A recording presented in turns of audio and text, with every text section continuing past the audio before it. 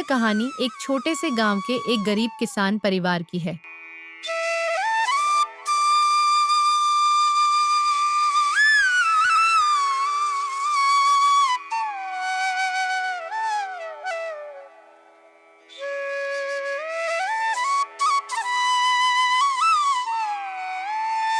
जिसका नाम हरी था। हरी एक मेहनती और ईमानदार किसान था जो अपनी पत्नी और बेटे के साथ गांव में एक छोटे से कच्चे घर में रहता था। उसकी आर्थिक स्थिति ठीक नहीं थी, लेकिन फिर भी वह अपने परिवार की आवश्यकताओं को पूरा करने के लिए कड़ी मेहनत करता था।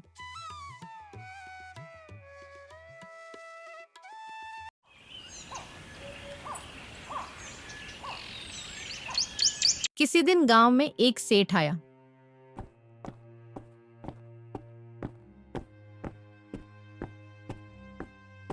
सेठ एक व्यापारी था जो गांव के आसपास के इलाकों में व्यापार करता था। उसने गांव में अपना कारोबार फैलाने के लिए कई किसानों को पैसे उधार दिए थे और उनके बदले ज्यादा ब्याज बटोरता था। अगर कोई किसान पैसे वापस नहीं कर पाता तो व्यापारी उसकी जमीन हड़प लेता। सेठ के पास ज्यादा पैसे होने की वजह से गांव के कोई भी लोग उसके सामने बोलने की हिम्मत नहीं कर पाते। राजू के पिताजी हरी ने भी सेठ से कर्जा लिया था।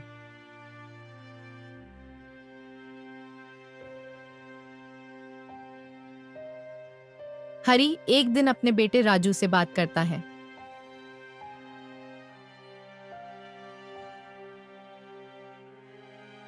राजू बेटा, मैं जानता हूं कि तुम्हारी आंखों में बड़े सपने हैं और मैं चाहता हूं कि तुम इन्हें सच कर सको।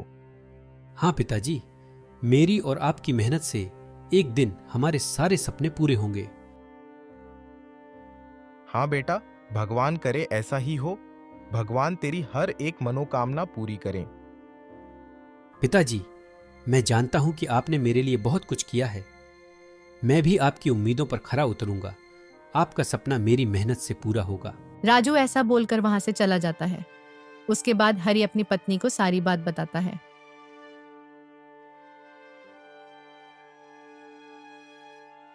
हमने सेठ से कर्जा लिया है। यह बात राजू को पता नहीं चलनी चाहिए, वरना वह अंदर से टूट जाएगा। अरे भगवान सब सही करेंगे, आप इतना टेंशन मत लीजिए। एक ना एक दिन भगवान हमारी जरूर सुनेगा। अरे उसके भरोसे पर तो हम जिंदा हैं।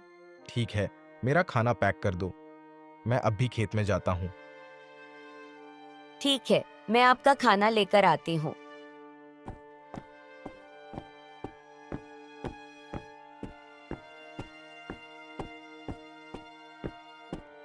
थोड़ी देर के बाद सुधा खाना लेकर आती है।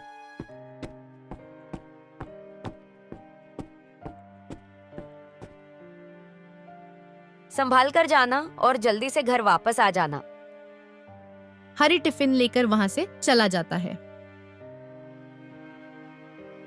थोड़ी देर के बाद वह अपने खेत पर पहुंचता है। हे भगवान, इस साल तो बारिश भी अच्छी नहीं हुई। सेठ से लिया हुआ कर्ज मैं कैसे चुकाऊंगा? अगर इस साल बारिश अच्छी नहीं हुई तो सेठ मेरी जमीन हड़प लेगा।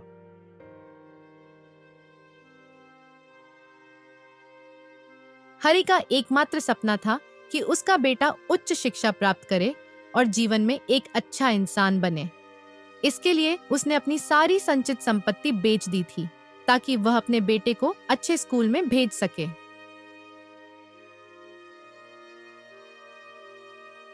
राजू को अपने पिता की मेहनत और त्याग का एहसास था और वह भी अपने पिता के सपनों को साकार करने के लिए कड़ी मेहनत करता था। पिताजी के पास पैसे नहीं हैं, लेकिन वह मुझे बताना नहीं चाहते।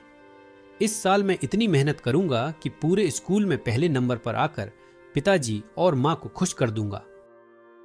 हरी ने किसी तरह सेठ का कर्ज चुकाने का वादा किया था, लेकिन उसकी आर्थिक स्थिति इतनी खराब थी कि वह समय पर यह कर्ज नहीं चुका पाया।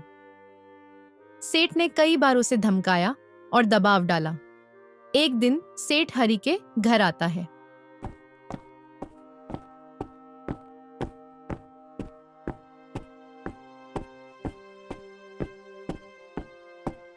अरे हरी बाबा, तुमने जो उधारी ली है वो चुकानी होगी। अब और वक्त नहीं मिलेगा। अगर तुमने पैसा नहीं लौटाया तो मुझे तुम्हारी जमीन बेचनी पड़ेगी। मैं जानता हूं सेठ कि अब वक्त कम है, लेकिन मेरे पास कोई रास्ता नहीं बचा है। अगर तुम मेरी जमीन ले लोगे तो मेरे बच्चों का क्या होगा? वो सब मुझे नहीं पता, तुम ज्यो या मरो, मुझे उससे क्या। सेठ, मुझे थोड़ा सा समय दो, मैं आपकी पाई पाई चुका दूंगा। तुमसे कोई उम्मीद नहीं थी हरी। मुझे पहले से ही पता था कि तुम अपनी स्थिति से बाहर नहीं निकल पाओगे।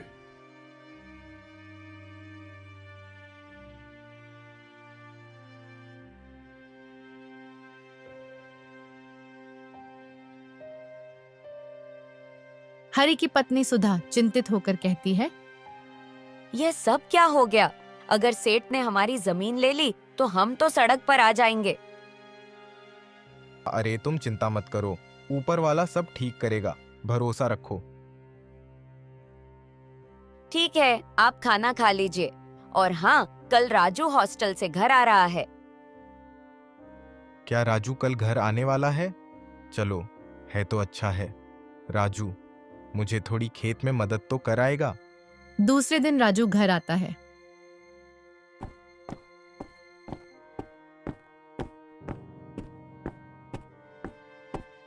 राजू अपने माता पिता के पैर छूता है और हॉस्टल की सारी बातें बताता है। अगले दिन राजू और हरि खेत की ओर जाते हैं। थोड़ी देर में खेत पहुंचते हैं। ऐसे ही हर रोज राजू अपने पिता को मदद करता है।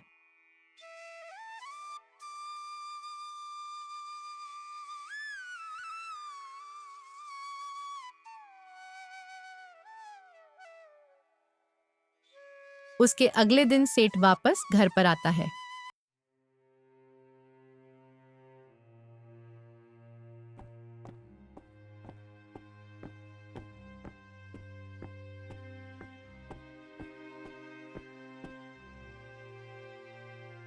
अरे वाह, बेटा घर पर आ गया। तो बेटे को पता भी तो होना चाहिए कि उसके बाप ने कितना कर्जा लिया है। अरे यह सब बातें उसे बताने की क्या जरूरत है? पिताजी, ये कौन से कर्ज की बात कर रहे हैं? अरे बेटा, वह तो कुछ नहीं। तेरी पढ़ाई के लिए हमने सेठ के पास से थोड़े रुपए उधार लिए थे, लेकिन इस साल बारिश सही नहीं होने की वजह से हम वह पैसे चुका नहीं पाए। पिताजी, आपने इतनी बड़ी बात मुझसे छुपाई। अरे, मुझे पहले कहाँ होता तो मैं वहीं पढ़ाई रोक देता। अरे ये सब बातें बंद करो और जल्दी से ये घर खाली करो। देखो हरी, मुझे तुम्हें जितना समय देना था दे चुका। अब मैं और समय नहीं दे सकता, तो अब भी तुम्हें जहां जाना है वहां जाओ। लेकिन हम बिना घर के कैसे रहेंगे सेठ? थोड़ा तो सोचो, हमें और थोड़ा समय दे दो, हम आपकी पाई पाई चुका देंगे। अरे बहुत दे दिया समय, चलो निकलो यहां से। चलो सुधा, अभी इन्हें कुछ कहना ठीक नहीं है। गलती हमारी है कि हमने उनके पैसे समय पर वापस नहीं किए। उसके बाद हरि और उसका परिवार नदी के किनारे एक झोपड़ी बनाकर रहने लगे। हरि और राजू रोज जंगल से लकड़ियां काट कर लाते और उन्हें बाजार में बेचते। इसी तरह समय बीतता गया।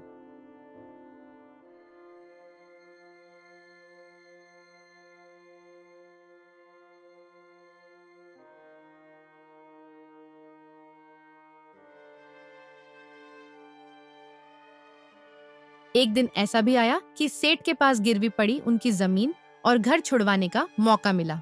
राजू और हरि सेठ के पास गए। हरि को देखकर सेठ, अरे हरी, अभी यहां क्यों आए हो? क्या फिर से कर्ज चाहिए? लेकिन अब तुम कर्ज किस चीज पर लोगे? तुम्हारी जमीन और घर पहले से ही मेरे पास गिरवी पड़े हैं। सेठ, इतना खुश होने की जरूरत नहीं है। वैसे हम आपको बता दें कि हम यहाँ कर्जा लेने नहीं बल्कि अपनी जमीन और घर छुड़वाने आए हैं। अच्छा, तो तुम घर छुड़वाने आए हो। लेकिन बेटा, घर छुड़वाने के लिए पैसे चाहिए, वो हैं तुम्हारे पास? सेठ, आपने हमारी गरीबी में हमसे हमारी जमीन और मकान छीने थे, लेकिन अब हम गरीब नहीं हैं और हम अपना मकान और जमीन छुड़वाने आए हैं। हरी और राजू सेठ को उसके पैसे देकर अपनी जमीन और मकान छुड़ा लेते हैं और अपने घर चले जाते हैं। कुछ दिन बाद सेठ के बेटे की मौत हो जाती है। सेठ को लगने लगा कि उसने हरी का दिल दुखाया, इसलिए भगवान ने उसे यह सजा दी। वह हरी के घर माफी मांगने जाता है।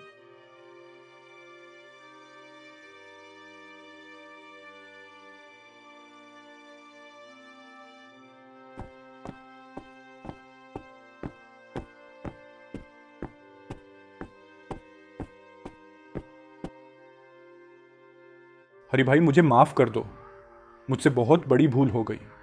भगवान ने उसकी सज़ा मुझे दे दी है। आज के बाद मैं किसी से भी ब्याज नहीं लूँगा और जितना भी ब्याज लिया है सबको वापस कर दूंगा। और हाँ, मैं आपका ब्याज भी साथ लेकर आया हूँ। सेठ हरी से माफी मांगकर चला जाता है।